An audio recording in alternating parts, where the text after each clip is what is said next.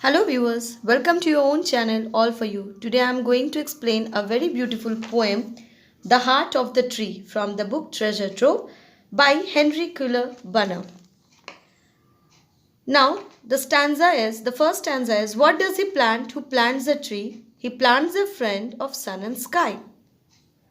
Meaning, the poem opens with the refrain which asks, what does he plant who plants a tree? And that sets the tone for the entire poem. We instantly realize that the poet is going to explain the usefulness of planting a tree. However, the poet himself answers by stating that the man plants a friend of sun and sky by planting a tree. The tree needs sunlight and air to survive. It also absorbs the heat and saves the earth from the scorching sun. Next stanza. He plants the flag of breezes free, the shaft of beauty towering high. The speaker now adds that the man plants the flag that flies freely in the mild breeze. Poet compares the leafy branches of the tree to a flag and the stem of the beautiful shaft of the flag that stands tall. Shaft means pole. Our third stanza is, for song and mother croon of bird, in hushed and happy twilight heard. By planting the tree, man plants a home for the sweet singing birds high in the sky, near the heaven, so he keeps the earth habitable for birds and help in maintaining the ecosystem. Fourth stanza, the treble of heaven's harmony, these things he plants who plants a tree. In quiet and happy twilight, we can hear those birds chirping, which is harmonious, heaven's own tune. Planting a tree, indeed, a heavenly and glorious deed. Next stanza. What does he plant who plants a tree? He plants cool shade and tender rain. The poet repeats the question to begin a new stanza and attempt to answer again. The tree he plants provides us with cool shades and helps in bringing rain. And seed and bud of days to be, and years that fade and flush again. A tree will produce seeds and bud in future.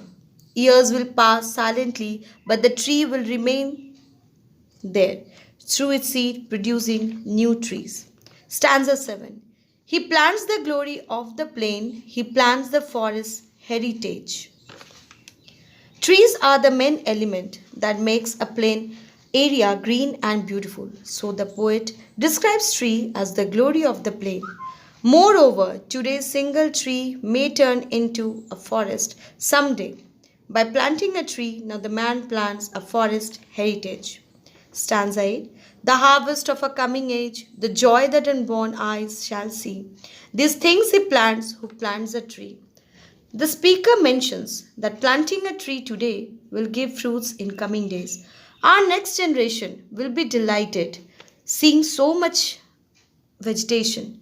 The Heart of the Tree poem stresses on the importance of planting tree and making this earth a beautiful, a better living place for future generation. Stanza number 9. What does he plant who plants a tree? He plants in sap and leaf and wood, in love of home and loyalty and far-cast thought of civic good. He blessings on the neighborhood. By planting a tree, the man shows his love and loyalty for this earth, his home. His sense of civic duty and his blessings on the neighborhood, all these are reflected in the sap and leaf and wood in cell of the tree. Our last stanza, who in the hollow of his hand holds all the growth of all our land, a nation's growth from sea to sea, stirs in his heart who plants a tree. By planting a tree, the man directly or indirectly contributes to the nature's growth.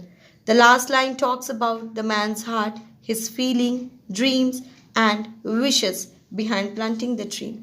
This also leads to the poem titled The Heart of the Tree.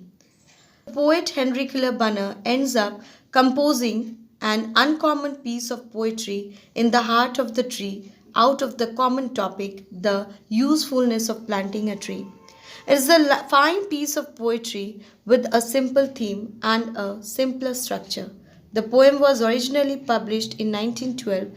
The poet glorifies the act of future, shows how the tree helped life on earth, and says that it has a direct to nature growth. Thank you.